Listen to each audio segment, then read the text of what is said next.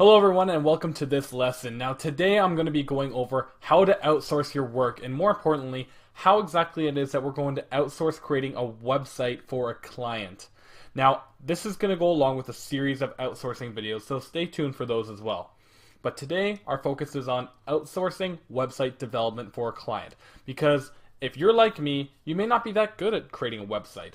There's websites that you can use like Squarespace and Wix that have kind of templates that you can definitely use, and we'll go over that more. But personally, I enjoy outsourcing all of my website development because in my own experience, it gets done quicker, and the time spent that for you is it's actually worth it to pay somebody to do it. So what we're going to go ahead and do is we're going to jump on my screen and I'm going to go over the hiring process on how to hire somebody from Upwork and how to make sure that they're the right candidate for the job. So let's go ahead and jump on the computer. Okay, so for this what we're going to do is we are going to go to Upwork. Now Upwork is a site that you're able to hire people from all around the world to do work for you. So what I wanted to show you is how exactly you post a job and the content that you're going to be including in that job posting. So let's say that you want to go to post a job. When you first log into Upwork, and by the way, Upwork is completely free to use, you go on to post a job. Here you'll have your first question, part-time or you need a dedicated freelancer for long-term engagement. Yeah, generally you probably won't be sure, so just go ahead and hit that. Now, if you had a previous job, you could actually post it on here if you had one that is going to be similar. Let's say you're looking for a web developer for a restaurant and your niche is restaurant. Once you have that saved, you can use it all the time. But we're not going to be doing that, but we're going to be choosing a category. So what we're looking for here is going to be web development. So we want web and mobile software development and then website development. Normally I do web and mobile design because you want it to be working on mobile as well. And give a description of the job. So let's say we're making this for a restaurant. We'll just keep it easy. Now for something like this, it's not going to be hard to write a description. You're really just going to put in what your dreams are, what you want from it. So for a restaurant, all you really need is a few major sections. You're going to need a homepage, about section, maybe a page for their menu. And if you're really getting advanced, maybe you're going to be hosting like some sort of reservation site. So let's just say for this example, it's going to be something fairly simple. So just for the sake to keep this fairly short, this is really all you need depending on the website. I mean, I've had descriptions that were a page long, but that's because I wanted to really get across. I'm not doing this for anyone in particular. This is me just making it up off the top of my head. So if you really don't know what it is that you want, or this is kind of all you need to put on there because these web developers are going to get the idea. You need to create and design a home, about, menu, and reservation page for a restaurant. And I put in there just as the thing, I'll provide the photos needed because there's probably going to be photos and stuff needed. I mean, it's pretty simple. There's not a whole lot, especially when it comes to simple businesses like that. There's not a whole lot that are going to be needed to put in there. What you can do is if you have an idea of a website, you can draw it up and just upload a photo of it here. That can also help them a ton on understanding what it is. It's really easy to communicate, and make sure, guys, that you communicate exactly what it is that you want so you're very, very clear. So you want to hire a freelancer, or you need to hire more than one freelancer. Generally, you're just going to need one freelancer. And this is where you're going to put if you have a full-blown design, if you just have specifications, or you have an idea. Generally, I say that I have specifications. If you've got a good idea of what you want, I mean, this isn't specifications by any means, so you can kind of say I have an idea. But generally, if you go more in depth, you really talk to the business owner, you'll probably have more of a specification. Are you experienced in hiring this type of work? Me personally, I am. I don't know what the difference is here, to be completely honest. I'm not sure. You know, if what we'll do, but it says right here that this will not be shown to freelancers, so that's good. So what type of project do you have? Is this going to be one-time, ongoing project, or you're not sure? With websites, I mean, for a website for like a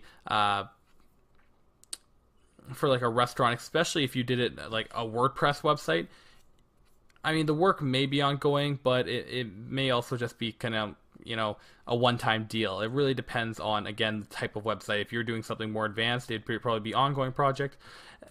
You can just do a one-time deal if you just need them to quickly create it. Again, this is up to you guys. I don't know what type of website you guys are creating. But for this one, I'm going to say that I'm not sure, because that's the easiest way to get around it. What are the skills needed? I say WordPress, web design, WordPress, web development, graphic design is always good. Anything in here that you don't know, don't bother putting in there. This is just like coding and stuff. So, these are really what I need for mine. If you want them to be more advanced, you can do coding. Maybe if you need them to do some Photoshop stuff, you can do Photoshop. It's always good to have these skills in here so they kind of know. You get somebody who's creative, is my idea of putting that type of things in there. These are more creative people. And you can type in skills that you need as well.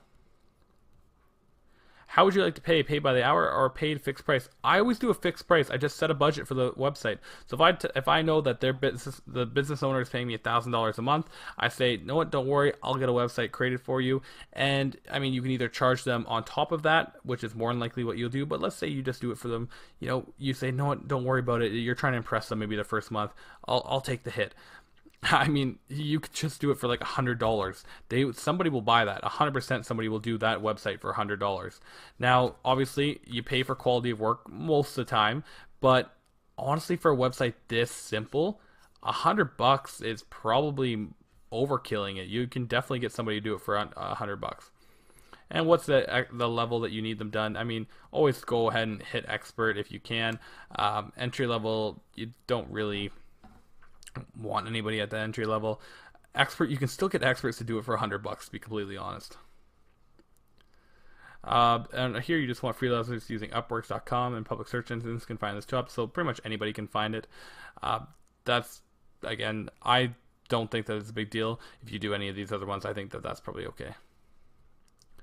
So this is going to show you people that you've used in the past. These are my two guys right here that I personally use. Preferred qualification. So this, you do want to click on this because you want to hire the freelancer who's an independent worker. Generally, I don't like them to be part of an agency because independent, they'll do it for less money. I always choose 90% job success rate and up. Rising talent is people who are getting good at what they're doing and they're starting to go, so I include them in there. So this is hours billed on Upwork. This is how many hours they have worked themselves on Upwork. I generally stick it around 500 to 1,000. Let's just say 1,000. That way we can go down from there. So you want somebody who's really experienced on there. Any location is fine. Do native or bilingual. That way they know how to speak English good. Speak English good, good English. And this is if you want to really get into it. You can choose people who are U.S. veterans. But generally I just put no preference. The screening question may be something very simple. Have you ever created a website for a restaurant before?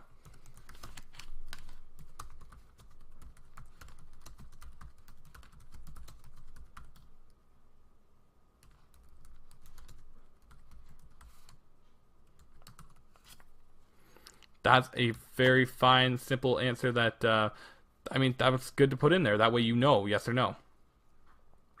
And you want them to include their cover letter. That's it. You can go ahead and post that job, and that's really all you need to do. That's how simple it is to find somebody on Upwork.